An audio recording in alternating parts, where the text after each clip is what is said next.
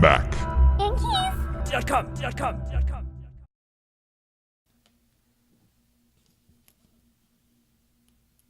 This is an example of the majority of what the keys are on there, like this size right here.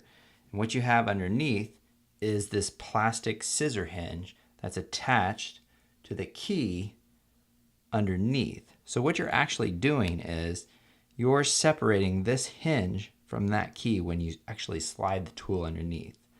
So let me see if I can give you a side view of this. You can kind of see that right there, how it drops right there. So what you're actually doing when you're separating the two, you're taking this tool and you're sticking it inside this little fold right here. And then when you press in, that snaps that right off.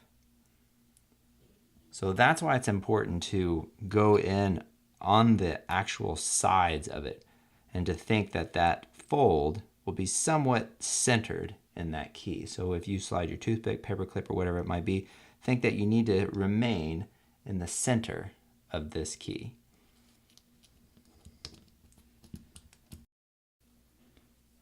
We're going to replace the H key. So right now we're going to remove it. So take your spudger, toothpick, paperclip, whatever you're using, and just put it just underneath the front here, the front bottom part. This one's pretty tight. Man, there we go. You just kind of want to open it just enough, kind of like you're opening a pizza box.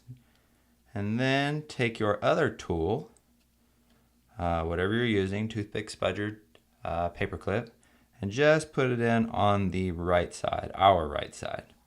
So remove the bottom, and now what we're going to do is we're going to take this and we're going to slide it from this right hand to the left hand. Oh, look at that. It just popped right up. Normally it doesn't do that. Let's see here. Yeah, normally you have to push it through to separate it, but it looks like this guy wanted to separate. Let me reattach that. I'm going to do the same thing we did before. I'm going to take your tool, open up the bottom. I'm going to put this just on our right side here. And now you want to take your finger, put it on the top of the H key, and now slide across. And now you've separated the H key from the plastic bracket underneath it. Now to remove the plastic bracket, you'll take your tool and just insert it just underneath, right here, just above the little rubber cup, and just kind of start leveraging it back. And that should just pop right out. We're going to do the same thing to the bottom edge, and it should just pop right out. And there's your plastic bracket.